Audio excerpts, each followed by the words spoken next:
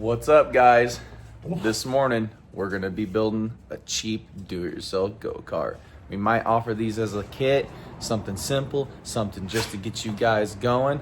That way you guys can get going, have a very dialed ride at a better budget, okay? This is gonna be very do-it-yourself friendly. It'll all come together. This will have some very insane steering angles, so you can make it a drift kart if you want. You can change your ratio and all that stuff. I'm gonna get it kind of situated, figured out, and that way, you know, I can make sure it's cheap in materials, so that way I don't have to charge you guys very much, so you guys can get on the track and get ripping. Because that's what it's about. Everyone needs to have fun for cheaper, and this is how we're gonna do it, okay? This is all scrap metal, but the main frame is what I'm talking about. These are the scrap metal pieces, but if you guys like those, I'm sure I can build something, you know, kind of the same. But this chassis will flex a little bit, so it will ride pretty good, but it should work. So let's get to it. So we got this rear axle installed. It's partially squared up and centered. This should work fairly good.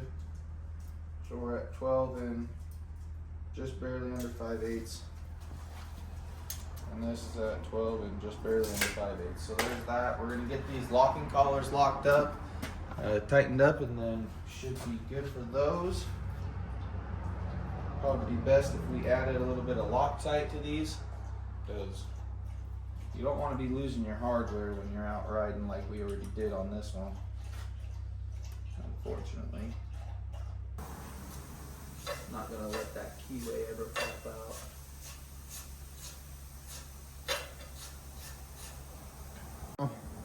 So now what we need to do is we need to align this so obviously that this slips on, right? And this will slip on, okay? But then what we're gonna have a problem is if this key is too long, it will end up vibrating and probably sliding out, even with these set screws kind of putting a little pressure on it.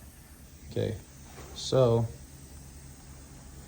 that being said, we're gonna cut the keyway down and stick on some of these non-keyed locking collars, and then that'll prevent that keyway from moving and help prevent that sprocket from ever moving. So we roughly know how long this keyway needs to be, and yes, I am in the way right now. But I'm marking the keyway, and we're going to cut on the inside of the black line. A really good way to get keyways out is take a pair of dikes, okay, wire cutters, and grab it gently. Try it. And we'll pull it out. You might nick it just a little bit.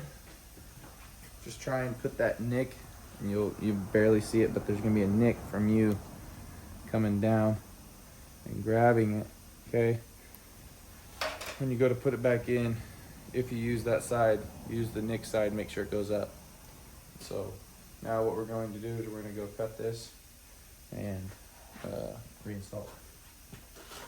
Out if you ever have to use like a punch or anything. Okay. Put that installed right there. Slide that right on over. That was a really, really close eyeball. Wow. So now we'll break these apart. These are already used, but if you want me to be honest, I prefer the used ones over the new because they're already gummed up and they're never going to move. So, get these broke apart, stick one on each side. I should have it now, yep. And you want to do this because these are your main drive components and stopping components.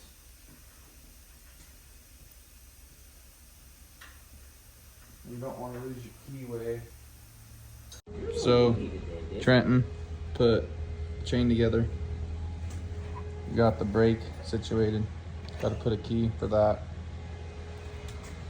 Put the nut on. Put the tires on. Seat. Throttle pedal. Linkage. Cheap exhaust.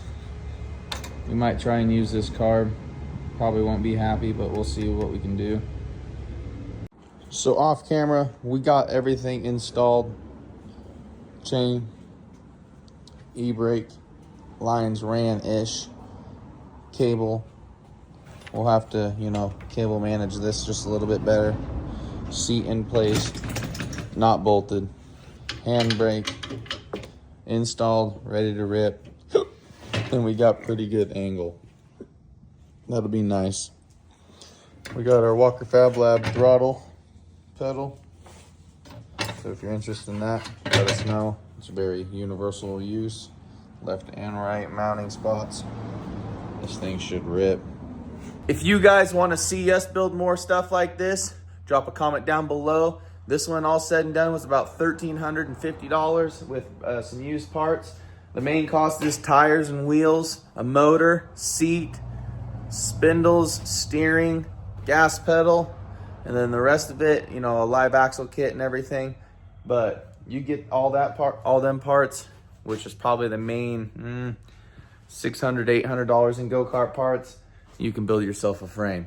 Let us know if you guys would like this frame as a do-it-yourself kit.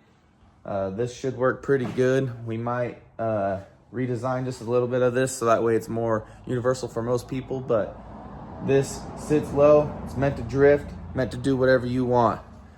Fits a full-size human, but at the same time will fit a young kid. There is a lot of adjustment, and it's ready to rip. Thank you guys for watching, and have a wonderful weekend. Let's go.